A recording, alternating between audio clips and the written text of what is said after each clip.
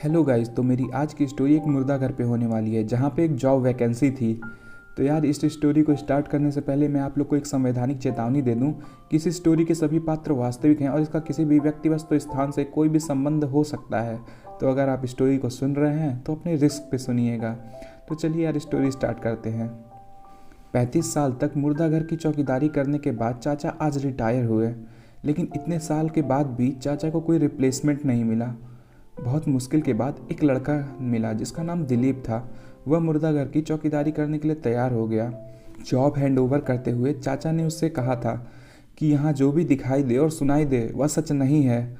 अंदर से कई तरह की आवाज़ें सुनाई दे सकती हैं, पर तुम बस अपना काम करते जाना और इनकी तरफ ध्यान बिल्कुल मत देना। आज काम पर दिलीप का पहला रात था। रात के करीबन 2 बजे थे। वह जगा रहा और उसके बाद ही उसे नींद आने लगी। आधी नींद में उसने एक आवाज़ सुनी। आंख खोली तो चारों तरफ सन्नाटा था। आधी नींद में उसने वह आवाज़ सुनी थी, इसलिए वह अपना वहम मानकर वापस सोने की कोशिश करने लगा। वह आवाज़ दोबारा उसे सुनाई दी। वह मुर्दा घर के अंदर से आ रही थी। हिम्मत करके उसने मुर्दा घर का दरवाज़ा खोला। पूरा माहौल शांत था। दबे कदमों से वह अंदर की ओर बढ़ रहा था कि तभी उसकी नज़र एक खुले हुए ड्रॉर पर पड़ी। आगे बढ़कर देखा तो ड्रॉर में एक लाश पड़ी थी। पहले तो वो डर गया, लेकिन फिर उसे लगा कि मुर्दा घर में तो लाशें ही होंगी, तो इसमें कोई घबराने की बात नहीं है। उसने ड्रॉर बंद किया और मुर्दा घर का दरवाज़ा बंद करके बाहर बैठा ही था कि उसके फ़ोन पर एक आवाज़ हुई। देखा तो फ़ोन में बैटरी नहीं थी, तो उसने अपने बैग में से चार्जर निकाला और चार्जिंग पॉइंट ढूंढने लगा।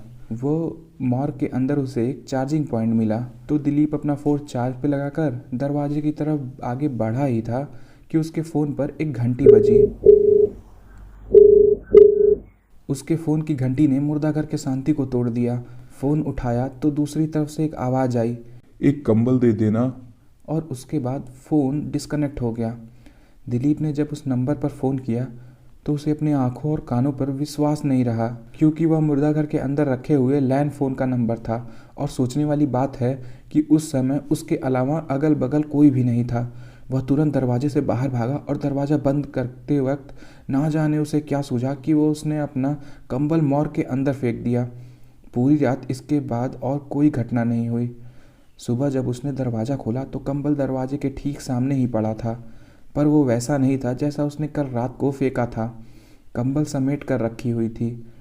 अगली रात दिलीप जब काम पर गया तो उसने दरवाज़ा खोलकर कंबल अंदर फेंक दिया और सोने चला गया। यह उसका डेली का रूटीन बन गया था। यहाँ काम करते हुए उसको करीबन 2-3 महीने हो गए थे। आज की रात उसने फिर से वही आवाज़ सुनी जो उसने पहले दिन सुनी थी। दरवाज़ा खोलकर उसने अंदर कदम रखा तो सामने का ड्रॉर खुला हुआ था। उसने ड्रॉर को बंद किया और बंद करते वक्त उसने गौर से सुना तो ठीक उसके पीछे से कुछ एक आवाज़ सुनाई दे रही थी। वह आवाज़ सुनकर लग रहा था जैसे कोई वॉकिंग स्टिक को लेकर चल रहा हो। यह आवाज़ एकाएक बंद हुई और शुरू हुई दूसरी एक आवाज़, जो कि उसके पॉकेट में पड़ा दिलीप का फ़ोन बज उठा। नंबर मॉर्ग का ही था। उठाने पर दूसरी तरफ से आवाज़ आई, थोड़ा पानी भी दे दो। उसने वैसा ही किया। ऐसा लग रहा था मानो कि जैसे वह किसी ना दिखाई देने वाली ताकत का गुलाम बन गया हो, और हर रात सोने से पहले वह मुर्दा घर के अंदर कंबल और पानी रख देता। सुबह दरवाज़ा खोलने पर पानी की बोतल आधी खाली मिलती और कंबल तय किया हुआ मिलता। यह सिलसिला करीबन 5 महीने तक ऐसे ही चलता रहा, लेकिन पिछले एक हफ्ते से कंबल और पानी की बोतल वैसे की वैसी मिली जैसे कि वह रख के जाता था। दिलीप को लगा कि शायद अंदर जो कोई भी था वो अब वहाँ नहीं है, इसलिए एक दिन वह कंबल और पानी की बोतल रखे बिना ही सोने चला गया। सुबह आंख खोली तो देखा कि 15 मिस कॉल घर से आए हैं। उसने वापस कॉल बैक किया तो बीवी ने रोते रोते बताया कि बच्चे की तबीयत कल रात से बहुत ज़्यादा ख़राब है। दिलीप दौड़ा दौड़ा घर गया तो बच्चे की हालत वाकई में बहुत ज़्यादा ख़राब थी। वह कमरे में अपने बेटे के बगल बैठा ही था कि उसने किचन से आती हुई एक जानी पहचानी आवाज़ सुनी। दौड़कर किचन में गया तो समझ में आया कि यहाँ आवाज़ सिलेंडर से आ रही थी। इससे पहले कि वह रिएक्ट कर पाता, पॉकेट में पड़ा हुआ फ़ोन बजने लगा। नंबर उसी मॉर्ग के लैंडलाइन का था। फ़ोन उठाया तो आवाज़ आई, मैं यहीं पे हूँ। उसे समझ आ गया कि दिलीप से गलती हुई है। वह दौड़ता हुआ मॉर्ग में पहुंचा और पुराने रजिस्टर से उसके पहले यहाँ जो काम करने वाले चाचा थे उनका नंबर निकाला और उनको फ़ोन लगाया।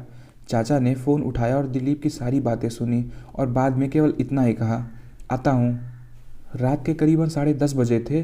चाचा और दिलीप दोनों मॉर्ग के बाहर बैठे ही थे। एक आवाज़ आई। दिलीप इस आवाज़ को सुन जैसे ही खड़ा हुआ, चाचा ने उसका हाथ पकड़कर उसे बैठने को कहा। 15 मिनट बाद वो आवाज़ एक बार फिर से आई। चाचा ने कहा, तुम बैठो, मैं देख कर आता हूँ। चाचा को अंदर गए हुए 20 मिनट हो गए थे। दिलीप से अब रहा नहीं गया। वह हिम्मत करके अंदर चला गया कि जो भी होगा अब देखा जाएगा। अंदर गया तो एक ड्रॉर खुला पड़ा था। पास जाकर देखा तो उसमें चाचा की ही लाश थी।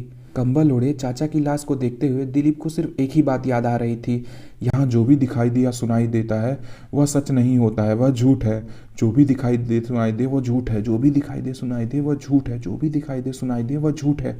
जैसे जैसे दिलीप इस चीज़ पर यकीन कर रहा था कि जो भी दिखाई दे वह सच नहीं है, जैसे जैसे वह लाश अपना रंग बदल रही थी, पीछे से उसे एक आवाज़ सुनाई दे रही थी और सामने वह चाचा की नहीं अपनी लाश को उस ड्रॉर में देख पा रहा था। और धीरे धीरे वो आवाज़ इतनी ज़्यादा ज़ोर पकड़ रही थी कि दिलीप उसे ठीक अपने कानों के पास से सुन पा रहा था। दिलीप की लाश अगले दिन सुबह मॉर्ग में मिली और चाचा आज भी अपना रिप्लेसमेंट खोज रहे हैं। आज भी उस मुर्दा घर में एक वैकेंसी खाली है। तो क्या आप वहाँ जॉब करना पसंद करेंगे या मैं ही कर लूँ?